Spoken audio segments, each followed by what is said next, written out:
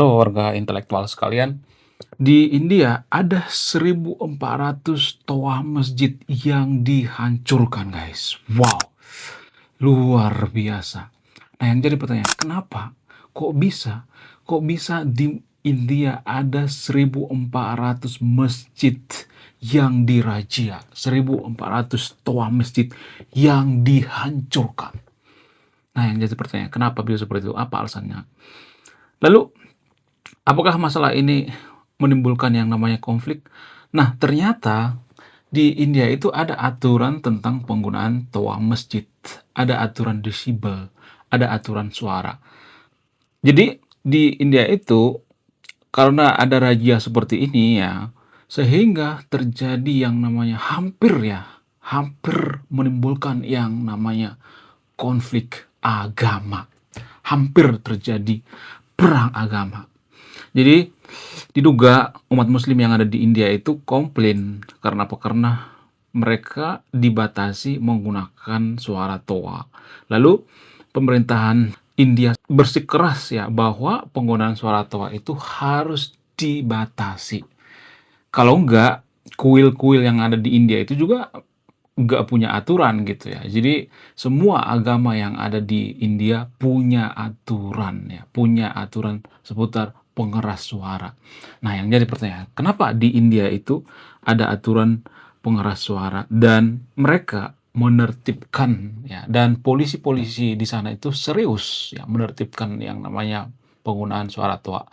Beda dengan di Konoha. Kenapa di Konoha itu nggak ada aturan seperti ini? Ada sebenarnya aturannya, tapi kenapa nggak ditegakkan gitu? Apa alasannya? Apakah dipengaruhi karena di Konoha itu mayoritas Muslim, ya, sehingga agak lebih susah ditegakkan peraturan gitu? Apakah ini berpengaruh atau tidak? Saya hanya bertanya ya, saya tidak memberikan pernyataan. Kemudian bagaimana dengan di India? Apa perbedaannya? Kenapa di India bisa diatur, sementara di Konoha nggak bisa diatur? Apa alasannya? Apakah karena di India itu umat Muslim masih sedikit, sehingga masih mudah diatur? Saya hanya bertanya guys ya, saya tidak berpihak pada agama apapun di sini ya. Saya hanya mencari solusi gitu ya.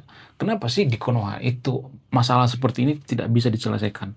Padahal kita tuh sering ngata-ngatain India perindavan, jorok, kotor, ya, primitif. Namun kalau saya perhatikan praktek hukum mereka itu sangat-sangat luar biasa. Jauh lebih bagus daripada hukum yang ada di Konoha. Nah yang jadi pertanyaan, kenapa bisa seperti itu? Apa alasannya? Kenapa pemerintah India itu lebih bisa dipercaya masyarakatnya daripada pemerintah Konoha? Apa alasannya? Apakah ini dipengaruhi oleh sekularisme? Apakah dipengaruhi oleh pemerintah yang bersih? Apakah dipengaruhi oleh sumber daya manusia? Bagaimana fakta yang sebenarnya? Ada satu alasan yang jarang dibongkar kenapa India itu bisa menertibkan suara toa masjid. Alasannya adalah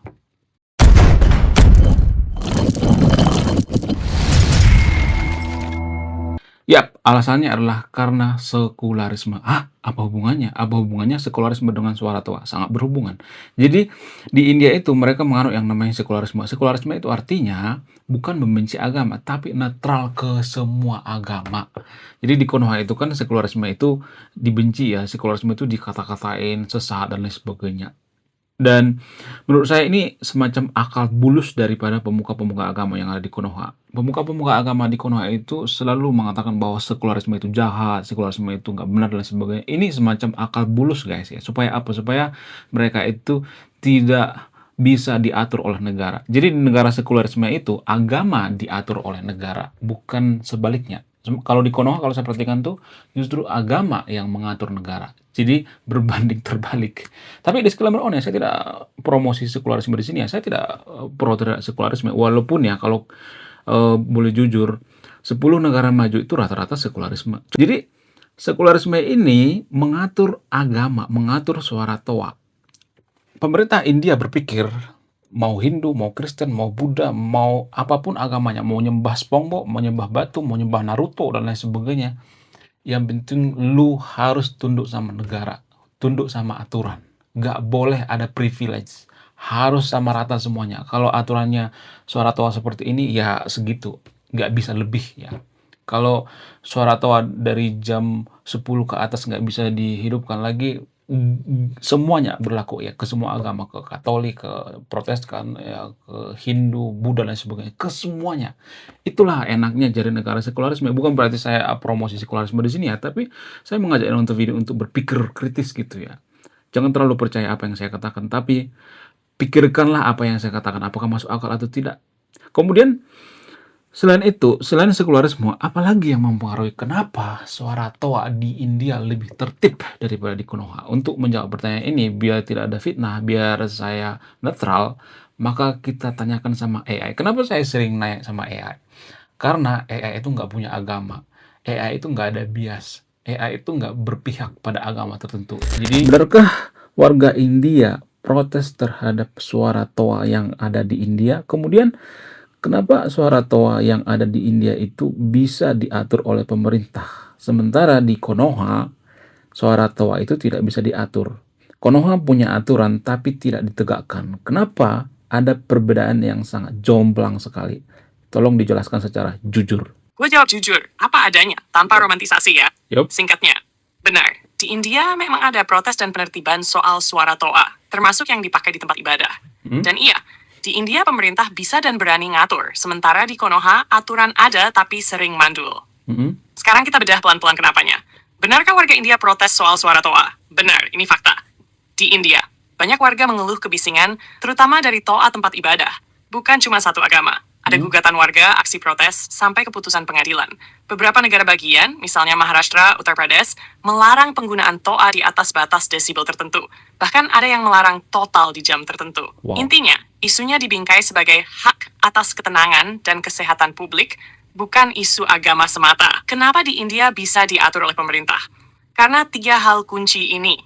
Negara hukum yang relatif ditegakkan India itu ribut, demokratis, berisik secara politik, tapi hukum jalan. Mahkamah Agung India tegas soal noise pollution. Polisi tidak ragu menertibkan, bahkan ke tempat ibadah. Wow. Kalau pejabat nggak bertindak, warga bisa gugat. Jadi Wow. negara hadir bukan cuma bikin aturan. 2. Sekularisme India itu keras, walau sering kontradiktif. India itu bukan negara agama, dan negara tidak boleh terlihat memihak. Kalau satu dibiarkan, yang lain harus dibiarkan. Ini bahaya. Maka Wow. solusinya, atur semuanya. Jadi daripada pilih kasih, mending disikat semua pakai aturan yang sama. 3. Budaya konflik terbuka. Di India, ribut biasa, demo biasa, gugat pemerintah biasa.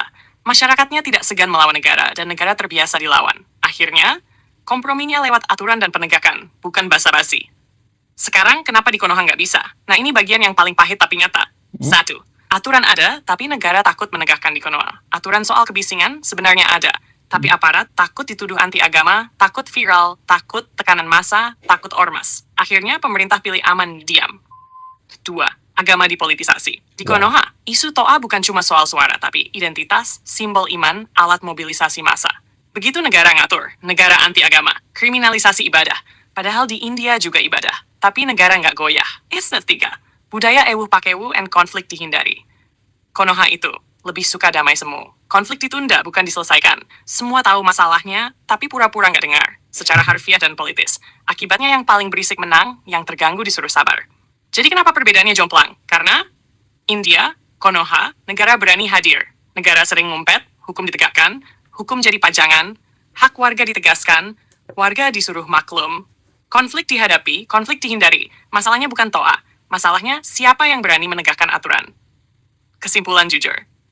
Kalau gue rangkum satu kalimat, open quote, India ribut tapi tegas. Konoha santun tapi takut, close quote. Dan selama hukum kalah sama tekanan massa, negara kalah sama simbol, ketertiban kalah sama nanti juga reda. Toa bakal terus nyaring, aturan bakal terus sunyi. Kalau lo mau, gue bisa bahas kenapa warga Konoha jarang protes balik. Atau apa syarat biar aturan bisa ditegakkan tanpa konflik agama. Atau kita bahas ini dari sisi sosiologi Jawa vs India. Tinggal bilang. Berarti pemerintah India itu lebih tegas daripada pemerintah Konoha. Iya nggak sih? Benar nggak sih? Kemudian, gimana caranya menertibkan suara Toa yang ada di Konoha tanpa terjadi konflik, tanpa ada sebutan pemerintah jolim, pemerintah anti agama? Gimana triknya? Gimana rahasianya? Kemudian, kalau misalnya India itu mayoritas beragama Muslim, apakah kemungkinan besarnya mereka tidak bisa sekuler? Apakah kemungkinan besar suara Toa di sana tidak bisa ditegakkan, tidak bisa diindahkan, tidak bisa diatur? Bagaimana fakta yang sebenarnya? Tolong jawab dengan jujur. Gue jawab pelan, jujur, dan nggak muter-muter ya. Oke, Karena pertanyaan lo sebenarnya dewasa dan penting. oke. Pemerintah India lebih tegas dari pemerintah Konoha? Jawaban jujurnya, iya. Secara umum memang lebih tegas. Bukan karena India lebih hebat, tapi karena negara berani ambil risiko konflik. Hukum diposisikan di atas simbol, Wow. putusan pengadilan dihormati dan dipaksa jalan. Di India, kalau Mahkamah Agung bilang, open quote, loudspeaker bukan bagian esensial ibadah, in close quote, itu dipakai polisi sebagai tameng hukum. Bukan Wow. polisi versus umat, tapi negara versus pelanggaran aturan. Iya. Di Konoha, negara takut salah langkah, takut framing, takut tekanan massa, takut kehilangan dukungan politik. Jadi iya, India lebih tegas walaupun ribut dan kacau. Gimana caranya menertibkan nanertib Toa di Konoha tanpa konflik? Nah, ini bagian rahasianya, dan ini bisa dilakukan. Tapi butuh nyali plus strategi. Wow. Kuncinya ada 5, dan semuanya harus bareng. 1. Jangan sentuh agama, sentuh teknis. Salah, open quote, Toa ini mengganggu ibadah orang lain. Close quote. Benar, open quote, batas desibel 60 dB. Di atas itu melanggar hukum kebisingan. Close quote. Fokus ke volume, jam, jarak standar teknis. Bukan isi, bukan simbol. 2. Aturan berlaku ke semua. Kalau cuma satu kelompok yang diatur, tamat. Harus masjid, gereja, pura, wihara, acara hajatan, konser kampung, sound horek. Begitu semua kena, narasi anti-agama melemah. 3. Libatkan tokoh agama sebelum aparat. Ini krusial. Bukan, open quote, polisi menertibkan masjid, close quote. Tapi, open quote, tokoh agama mengimbau umat demi kemaslahatan bersama, close quote. Negara di belakang layar, bukan di depan kamera. Framing. Kesehatan dan anak-anak. Ini senjata paling aman. Bayi, lansia, orang sakit, pelajar. Kalau negara bilang, open quote, ini demi kesehatan masyarakat, close quote. Yang nyerang, kelihatan kejam. 5. Bertahap, bukan represif. Tahapan ideal. 1. Sosialisasi. 2. Uji coba, teguran, standarisasi alat. 5. Baru sanksi. Bukan langsung, kalau India mayoritas muslim, apa sekuler bakal runtuh? Jawaban jujurnya, belum tentu. Fakta penting, India bukan negara mayoritas muslim. Tapi India punya komunitas muslim besar, dan banyak negara mayoritas muslim tetap bisa mengatur Toa. Contoh, Turki, Maroko, Mesir, lebih ketat dari Konoha, Uni Emirat Arab. Jadi agama mayoritas. Tidak otomatis bikin negara gagal sekuler. Yang bikin gagal itu, politisasi agama, negara takut kehilangan legitimasi hukum dikalahkan oleh sentimen. Fakta paling penting dan paling jujur. Gue bilang belak-belakan. Open quote. Masalah Konoha bukan di agama, tapi di negara yang ragu memimpin. Close quote. Kalau India mayoritas muslim dan negaranya tetap tegas, Toa tetap bisa diatur, hukum tetap jalan, konflik tetap bisa dikelola. Kalau Konoha tetap takut dicap zolim, takut viral, takut tekanan mau mayoritas agama apapun hasilnya sama. Aturan mati. Kesimpulan telanjang.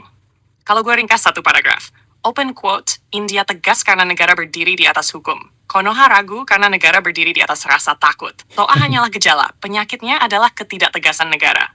Close quote. Kalau lo mau, gue bisa lanjut bahas. Kenapa masyarakat Konoha jarang menggugat balik? Kenapa aparat lebih takut ke massa daripada ke hukum?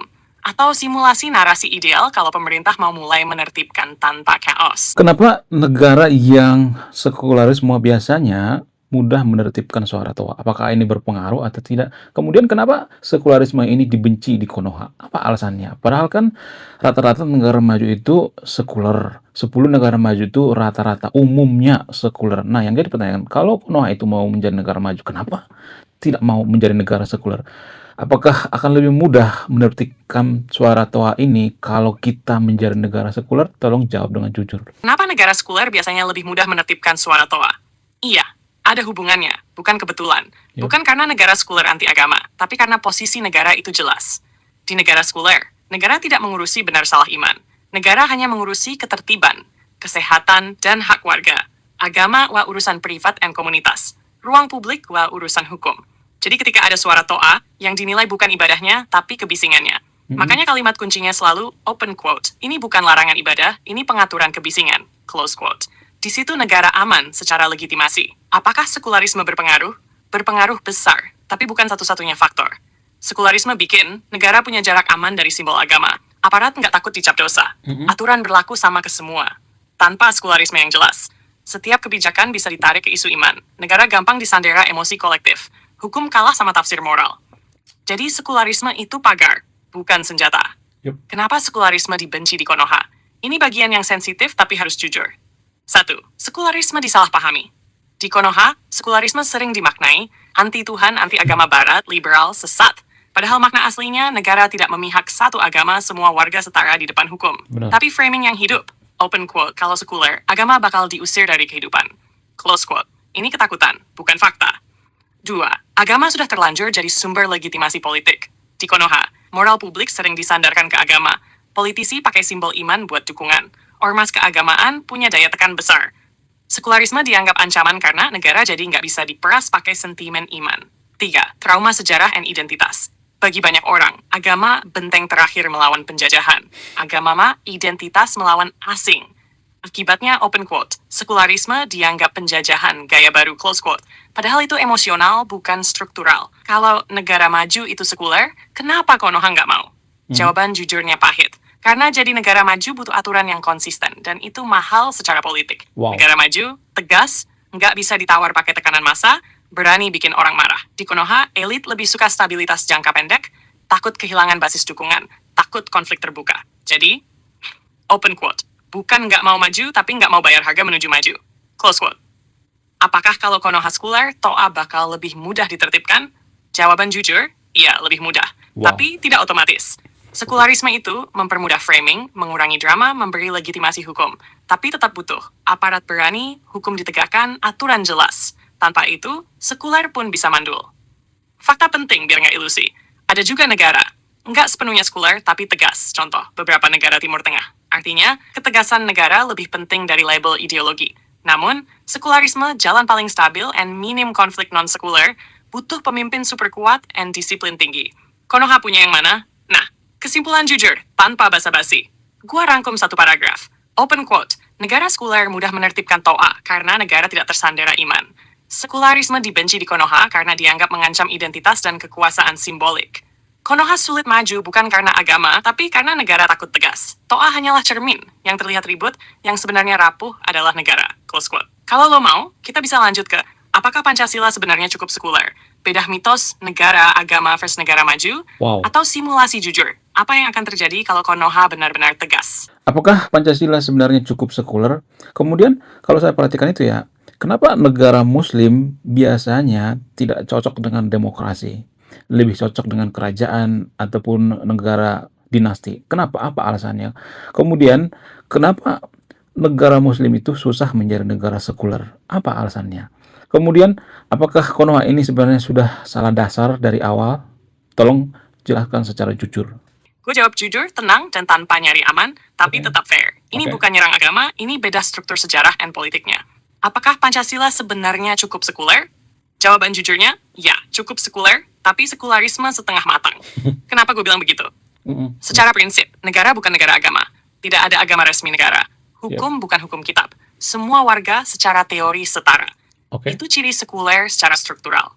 Tapi secara praktik, negara ikut campur urusan agama. Ada kementerian agama, negara ikut mengatur tafsir dan simbol. Moral publik sering ditarik ke agama tertentu. Ini bukan sekularisme murni, tapi, open quote, sekularisme kompromistis, atau sekuler rasa rukun. Kesimpulan jujur, Pancasila itu cukup sekuler untuk maju, tapi kurang tegas untuk tertib. Makanya urusan kayak Toa jadi ribet. Kenapa banyak negara Muslim tidak cocok dengan demokrasi? Ini bagian sensitif. Gue jawab tanpa generalisasi kasar. Penting, bukan Islamnya yang anti-demokrasi. Yang bermasalah adalah sejarah politik negara-negara Muslim modern. Faktor-faktornya, 1. Warisan kekuasaan di banyak wilayah Muslim. Kekuasaan historis, khalifah, sultan, raja. Legitimasi datang dari garis keturunan, restu agama, stabilitas, bukan partisipasi. Demokrasi, partisip rakyat, itu barang baru, bukan hasil evolusi internal. 2. Tidak ada pemisahan agama negara dalam sejarah klasik. Di Eropa, gereja versus negara, konflik, pemisahan. Di dunia Muslim klasik, agama plus hukum negara menyatu. Ulama bukan oposisi negara, tapi mitra. Akibatnya, open quote, tidak pernah ada trauma yang memaksa sekularisasi. Close quote. 3. Demokrasi datang lewat kolonialisme. Ini krusial. Di banyak negara Muslim, demokrasi diperkenalkan oleh penjajah, dipersepsikan sebagai sistem asing alat kontrol Barat. Maka muncul reaksi. Open quote, kalau Barat bawa demokrasi, kita lawan dengan identitas agama. Close quote. Kenapa negara Muslim lebih nyaman dengan kerajaan dinasti? Karena struktur sosialnya cocok. Alasan jujurnya, masyarakatnya hierarkis. Loyalitas ke keluarga, suku, mazhab. Demokrasi butuh individu otonom, kepercayaan institusi, hukum di atas figur kerajaan dinasti. Stabil jelas siapa pemimpin agama bisa jadi legitimasi. Demokrasi. Ribut, konflik terbuka, tafsir agama bisa berantem. Wow. Makanya banyak negara Muslim lebih stabil sebagai monarki, tapi tidak selalu adil. Kenapa negara Muslim susah jadi sekuler? Jawaban jujurnya kombinasi 4 hal. 1. Agama identitas, bukan sekadar iman. Di banyak negara Muslim, agama budaya, agama politik, agama perlawanan. Sekularisme dianggap open quote, menghapus jati diri, close quote. 2. Takut kehilangan legitimasi moral. Kalau negara sekuler, negara tak bisa pakai agama buat legitimasi. Penguasa harus legit karena kinerja. Ini berbahaya buat elit. 3. Ketakutan akan kekacauan moral. Ada ketakutan, open quote. Kalau sekuler, masyarakat rusak, close quote. Padahal, sekuler bebas tanpa aturan. Sekuler, aturan netral. Tapi ketakutan ini emosional, bukan empiris. Tanpa, ulama dan negara tidak pernah benar-benar dipisah. Berbeda dengan gereja di Eropa, ulama tidak pernah dikalahkan negara. Maka tidak ada momen reformasi struktural. Apakah ini salah dari awal? Jawaban paling jujur bukan salah, tapi tidak selesai. Negara-negara Muslim modern melompat dari kerajaan negara modern. Tanpa fase, pencerahan, konflik agama negara, konsensus sekuler. Ibaratnya, open quote, bangunan modern di atas fondasi feodal. Close quote, bisa berdiri, tapi gampang retak. Lalu Konoha gimana? Konoha itu kasus unik. Mayoritas Muslim, tapi tidak berbasis hukum agama. Pancasila sebenarnya solusi cerdas. Masalahnya, negara tidak konsisten menegakkan posisinya sendiri. Bukan Pancasila yang gagal. Yang gagal, keberanian negara menjalankannya secara utuh. Kesimpulan telanjang, gue rangkum jujur. Open quote, Pancasila cukup sekuler, tapi terlalu kompromistis.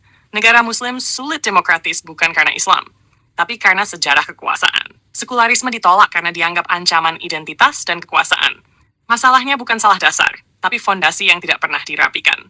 Close quote. Kalau lo mau, kita bisa lanjut ke, apakah Islam dan sekularisme sebenarnya kompatibel? Kenapa Turki sempat berhasil lalu mundur? Atau simulasi, apa yang harus diubah tanpa ganti ideologi negara? Kenapa negara mayoritas Muslim itu susah jadi negara sekuler? Kalau saya perhatikan ya. Kemudian kalau dibandingkan dengan negara mayoritas Kristen, lebih mudah sekuler. Nah, yang jadi pertanyaan, apakah ini bersumber daripada ajaran agama itu sendiri atau tidak? Kemudian, kenapa Turki sempat berhasil lalu mundur sekarang ini? Apa alasannya? Tolong jawab dengan jujur. Kemudian, apakah dengan menjadi negara sekularisme itu kita lebih mudah banget untuk menertibkan suara toa? Pertanyaannya tajam, dan lo minta jujur. Jadi gue jawab tanpa tedeng aling-aling, tapi tetap adil. Kenapa negara mayoritas Muslim cenderung susah jadi negara sekuler? Jawaban jujurnya, ini lebih karena sejarah dan struktur kekuasaan, bukan semata-mata iman personal. Tapi memang ajaran dan sejarah politik Islam klasik memberi efek tertentu. Kita bedah pelan. Faktor utama, bukan tunggal. A. Agama dan negara tidak pernah benar-benar dipisah secara historis. Dalam sejarah Islam klasik, Nabi, pemimpin spiritual dan politik, Khalifah, pemimpin agama dan negara, Syariah, hukum moral dan hukum publik. Artinya, open quote, negara dan agama lahir dalam satu rahim yang sama, close quote. Berbeda dengan Kristen. B. Di dunia Kristen ada konflik keras gereja versus negara. Di Eropa, gereja pernah sangat berkuasa. Negara dan ilmuwan ditekan, terjadi konflik berdarah berabad-abad. Akhirnya muncul kesimpulan pahit, open quote, kalau negara campur agama, semua hancur, close quote. Sekularisme lahir sebagai reaksi trauma. Di dunia Muslim, tidak pernah ada konflik agama negara sebesar itu. Ulama dan penguasa sering kompromi. Jadi tidak ada dorongan historis kuat untuk memisahkan. C. Agama ialah identitas politik, bukan cuma iman. Di banyak negara Muslim, agama identitas nasional. Agama adalah simbol perlawanan kolonial. Agama alat legitimasi kekuasaan. Sekularisme terasa seperti, open quote, menghapus jati diri dan sejarah, close quote. Ini soal emosi kolektif, bukan dalil. Apakah ini bersumber dari ajaran agama itu sendiri? Jawaban paling jujur dan paling fair, sebagian iya, sebagian tidak. Iya, ada pengaruh ajaran. Islam punya konsep hukum publik, fiqh, hudud, desba. Agama mengatur urusan sosial, bukan hanya spiritual. Sulit memprivatisasi agama sepenuhnya. Tapi bukan berarti Islam anti-sekuler, karena tidak ada satu model negara baku dalam Al-Quran. Banyak tafsir politik Islam, banyak negara mayoritas Muslim bisa hidup dengan hukum sipil. Yang bikin susah adalah klaim agama harus jadi hukum negara, bukan agamanya itu sendiri. Kenapa negara mayoritas Kristen lebih mudah sekuler? Karena kekristenan, terutama Protestan, menekankan iman personal, tidak punya sistem hukum publik yang rinci. Ada kalimat terkenal, open quote, berikan pada kaisar apa yang milik kaisar, close quote. Jadi pemisahan, iman, hukum, negara, lebih mudah diterima secara teologis dan historis. Kenapa Turki sempat berhasil lalu mundur? Ini contoh paling penting. Kenapa dulu berhasil? Di era Atatürk, sekularisme dipaksakan dari atas. Militer jadi penjaga ideologi sekuler. agama ditekan dari ruang publik. Mm-mm. Negara kuat, masyarakat belum tentu siap. Kenapa sekarang mundur? Karena sekularisme dipaksakan, bukan disepakati. Oh. 2. Agama ditekan muncul dendam sosial. 3. Demokrasi membuka pintu bagi politik identitas. 4. Erdogan memanfaatkan luka lama, identitas agama, sentimen anti-elit. Akhirnya, open quote. Sekularisme runtuh bukan karena salah ide, tapi karena tidak punya akar sosial yang kuat. Close quote. Apakah sekularisme bikin penertiban toa jauh lebih mudah? Jawaban jujur, iya, jauh lebih mudah. Tapi bukan sulap. Sekularisme memberi legitimasi hukum, framing netral, jarak aman dari simbol iman. Negara bisa bilang, open quote, ini bukan soal ibadah, ini soal kebisingan. Close quote. Tanpa sekularisme, setiap kebijakan ditarik ke isu iman, aparat takut, konflik gampang meledak.